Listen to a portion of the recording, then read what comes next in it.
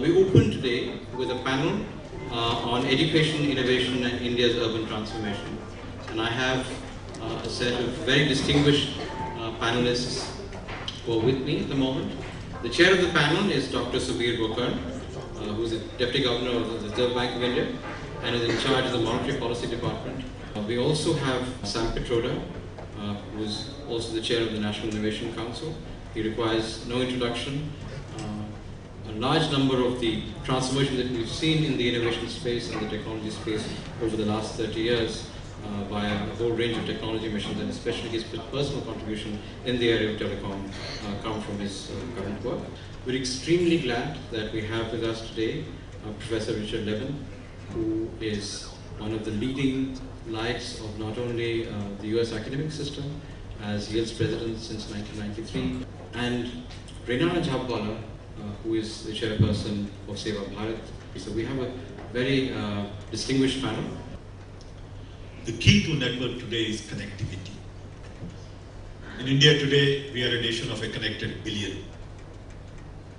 And unless and until we begin to really focus on the benefits of connectivity, I don't think we can quite visualize the cities of the future. Today, internet and high-speed connectivity is going to have far-reaching implications on the way we work, educate ourselves, entertain, socialize, and conduct business. So when I look at network and connectivity, I see transformation possibilities everywhere. Traffic management will be very different with the networks. Tourism would be very different. Security, city services. The basic problem is legacy systems. Take, for example, video conferencing. Lots of people travel all over the city for 15-20-minute meetings. Today it is possible that you can avoid that travel by just getting on video and Skype. Cities of tomorrow will not come from cities of today. Cities of tomorrow will come somewhere out there because it's very difficult to break legacy systems.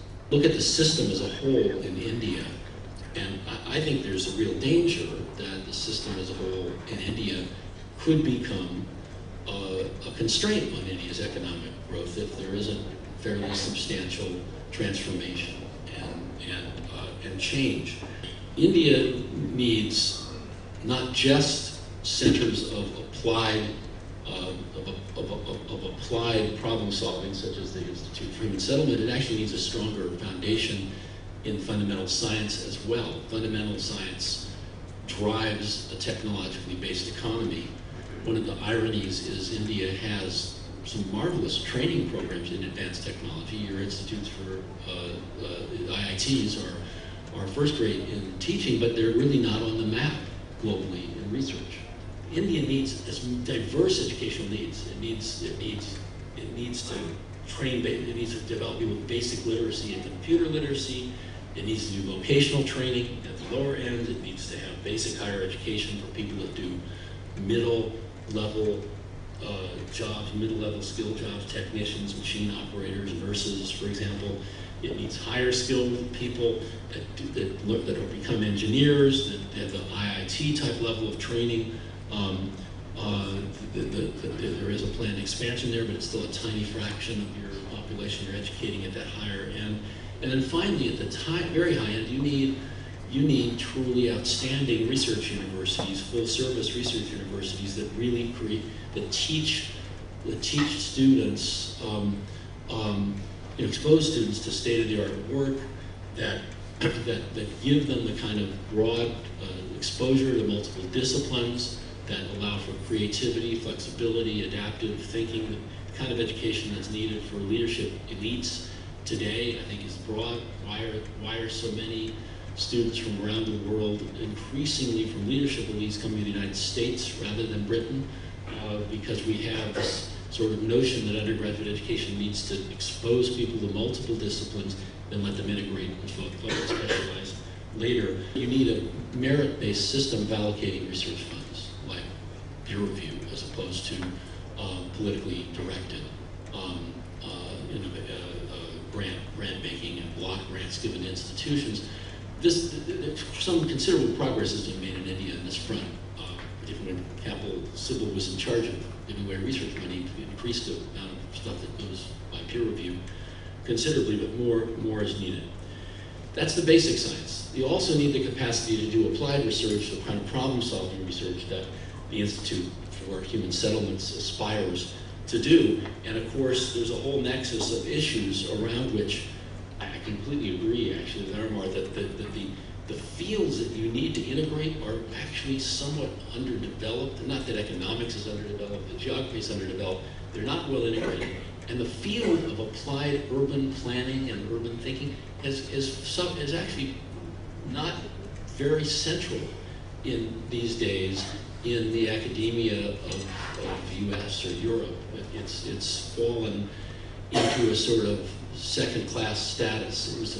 It actually had a strong cohort of people trained in the 1960s, but that is sort of diminished in the next generation. And there are such important problems that need to be dealt with. I mean, namely, what kind of cities do you want, and how are these going to be cities that are efficient in their use of energy, efficient in not having the huge congestion costs imposed on people that reduce their productivity. You need to learn to plan cities so they have mixed-use neighborhoods that reduce the transport needs. They have to be smart in terms of their energy consumption. Building codes have to be developed that improve low-cost energy utilization. Transportation has to be efficient and fast. And water resources, particularly in India, have to be conserved and husbanded and allocated well. I think there's tremendous opportunity here to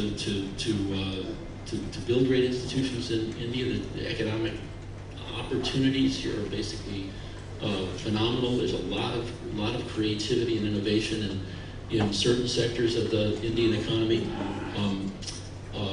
But if you're going to really handle the tremendous movement into cities, serious investment in education is going to be needed. I think important, so historical perhaps caution that you provided was the decline of urban planning as a discipline. I mean, are there lessons from that experience for an institution like the IIHS? Is it trying to reinvent a wheel that's sort of permanently broken in some sense? And what does one take from this? The obsolescence of what might have emerged as a sort of integrated discipline? I actually think the demographic, the urban planning grew up in the 60s in the United States because it became popular partly because of social divisions in the cities. It was perceived that was a big problem the United States had to solve. It did attract idealistic, economists, political scientists, engineers who wanted to work across disciplinary boundaries to solve these problems. I think it's not that the problems of the cities were all solved, but I think the salience just was displaced, with other issues that arose. I mean, people with a cross-disciplinary interest tended to work more in environmental area or looking at other kinds of problems. So